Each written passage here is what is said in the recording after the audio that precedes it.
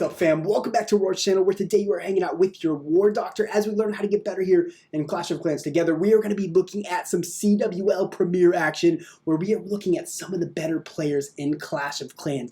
This one is going to be from 1947, beating up on the Boston Tea Party, beating them by, yes, 2 stars. Great fight by both teams, but we're going to really focus on here, guys, is number 14 here, showing off this Sui Lalo attack strategy. Now, before we jump into it, guys, don't forget, hit the subscribe button, turn on the notifications for your daily Clash of Clans content. Now, I'm going to tell you guys a little secret now. I'm working on some Call of Duty content as well. I think that with that game coming out, I really need to get my hands on it and give you guys the ability to take part in it with me. So let me know in the comments down below if you guys do indeed want to see that type of content here on this channel. All right, so here's the base we're going to be breaking down, guys. And what I like here is he used a different strategy with these Sui heroes to make sure the Lalo portion of this attack is most definitely successful. And typically, you'll see the Sui heroes come in, grab things like the enemy queen and the CC troops for the Lalo to come in and wreck the base. But that is not what you see here whatsoever. In fact, he has a completely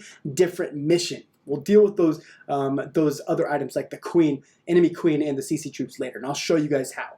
But first off, we're going to be starting out our attack up here on the north, all right? So we're going to be really creating the funnel for the heroes to push their way counterclockwise on this base. And what those 3 loons, by the way, 3 loons pushed down on the archer tower does is it breaks the funnel. All right, so loons take down the archer tower. Notice now, all he has to do is drop the king there, queen behind him. We're pushing towards the south of this space. King's walking around, taking all the defensive beating from the queen, so the queen can stay up and alive and work her way into the base. Now notice this, he drops in a coconut wall breaker, making sure that there's no small bombs there, so he can open that wall up for his queen to push right in. There was no small bombs, which works out in his favor. Now that the king's taking all the beating, see here, the king's taking the beating. Wizard Tower cannot reach that side of the wall. We are going to drop in the rest of our wall breakers and open it up. All right, so what can he gain by opening that up, guys? If you guys look closely, we're going to be pushing our Lalo portion in on the north. Whole idea here is to grab that main air sweeper, right? And so how do we do it? Obviously, Queen's going to do exactly what we intended on her to do, is reach in there, grab the air sweeper so we can initiate the Lalo. King's pushing his way in, right? He's working his way down, grabbing some more defenses, allowing even the Lalo portion to go even smoother. Queen's ability is going to be used here. Not going to grab the queen, not going to grab the CC. Too easy. All right, Queen's pushing her way through.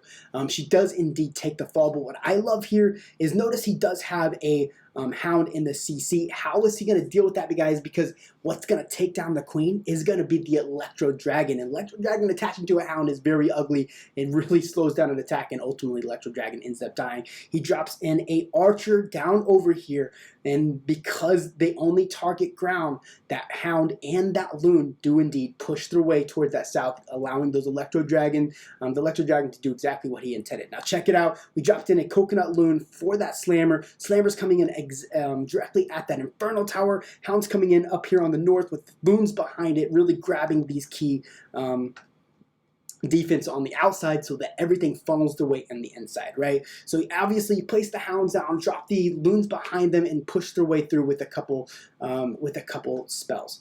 Now down goes the slammer. Out from the slammer is indeed that Electro Dragon. Electro Dragon is going to grab that enemy queen, which can do so much work to the loons if you don't get it down, but that's how he dealt with it. Dropping in the Warden's ability, still pushing our way through, ultimately dropping loons on the outside so that everything stays on the inside of this base. Great usage of all his troops here. He's dropped down his minions to ensure that this is definitely not a time fail, still pushing our way through. Notice he did indeed drop his heal right about here, guys, where he healed up all those loons as they pushed in to the splash damage defense there at the back end, pushing in his last freeze, zooming him through with that haste, guys, as they push to the last few defenses. And great attack here from number 9 out of 1947, really giving you an idea on how strong this Sui Lalo is indeed. So many troops up. He definitely has a swag haste that he's using just for fun, and ultimately, guys, he didn't touch the CC troops whatsoever. So this attack is very strong, and what I highly recommend is brew this army up, get to know it, because it can most definitely destroy almost every single base you put up against it, as long as you know what you're doing. So guys, I hope you enjoyed today's video and learned something for sure. Roar is most definitely out, and as I always say, guys, stay classy.